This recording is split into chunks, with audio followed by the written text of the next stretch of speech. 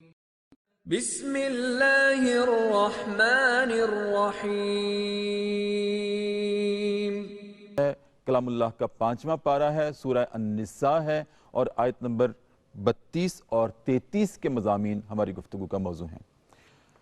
قاری صاحب، آگے یہ ہدایات فرما کر اللہ رب العزت نے خود ایک اور بڑی دل پذیر تلقین کی ہے ہمیں کہ اللہ سے اس کا فضل مانگا کرو، حسد نہ کیا کرو، زیادہ تمنائیں نہ کیا کرو، اس کا فضل مانگا کرو۔ اب اس فضل میں کیا حکمتیں ہیں اور یہ فضل کیا ہے؟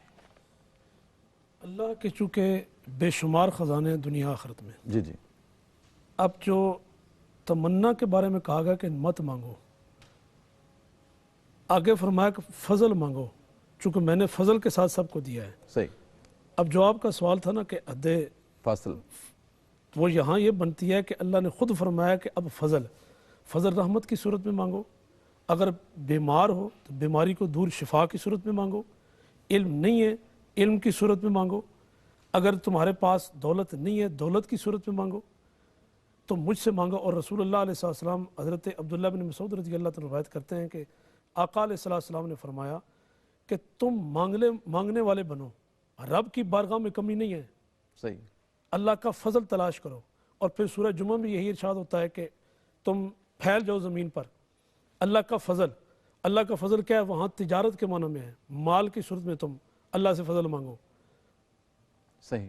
اب یعنی جب تم دیکھو کہ تمہاری صلاحیتیں صرف اسی میں لگی رہیں کہ فلاں کو یہ چیز ملی ہے مجھے کیوں نہیں، اس سے چھن جائے تو تمہاری کیا کہتے ہیں وہ زندگی تباہی کے دہانے پر پہنچ جائے گی۔ تو تم یہ کیوں نہیں کام کرتے کہ اللہ سے فضل مانگو، اس سے رحمت مانگو، اس سے برکات مانگو۔ رب کی بارگاہ میں تو کمی نہیں ہے، اگر تم مانگو گے تو تمہیں وہ 10 گنا سے لے کر 70 گنا تک، پھر حتیٰ کہ یہاں تک بھی قرآن نے کہا کہ بے حساب و کتاب تو میرا عطا کرے گا۔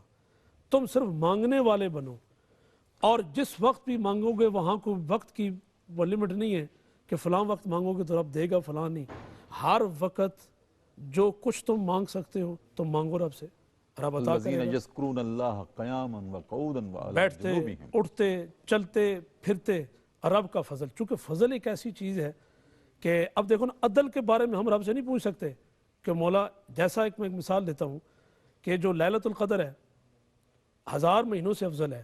سابقہ امتوں کا ایک بندہ جو 1000 مہینے دن کو روزے میں رہا، جہاد میں رہا، رات کو قیام میں، وہ قیامت والے دن اگر یہ کہے گا مولا یہ ایک رات صرف تھوڑے سے لمحے کے لیے گزاری اور یہ آگے چلے گا اور میں پیچھے رہ گیا، رب کہے گا مجھے یہ بتا جو تو نے مزدوری کی تھی، تو نے جو کچھ کیا اس کے مطابق تم نے اجر دیا نہیں دیا، کمی تو نہیں کی نا؟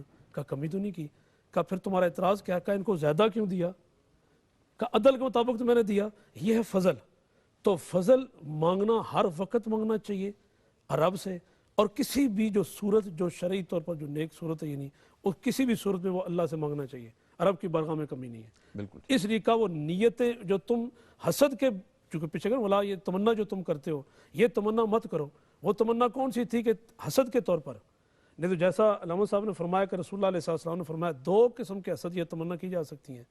ایک یہ کہ ایک بندے کے پاس اللہ نے اس کو مال دیا ہو اور پھر یہ بندہ آرزو کرے مولا جس نے تو نے اس کو دیا وہ خرچ کر رہا ہے تیری بارگاہ میں، تیرے راہ میں، اسی طرح مجھے بھی مال و دولت دے تیرے راستے میں خرچ کروں۔ سبحان اللہ۔ دوسرا وہ قاری قرآن جس نے قرآن پڑھا اور اس پر عمل کرتا رہا زندگی کے آخری سانسوں تک، یہ بندہ دعا کر سکتا ہے مولا کہ اسی طرح مجھے بھی وہ کتاب و حکمت کی تعلیم دے اور میں اس پر عمل پیرا ہوں، یہ نہیں کہ اس سے چھن جائے اور مجھے سر مل جائے۔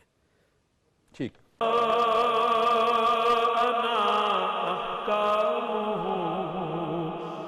كل الصحف صار العدم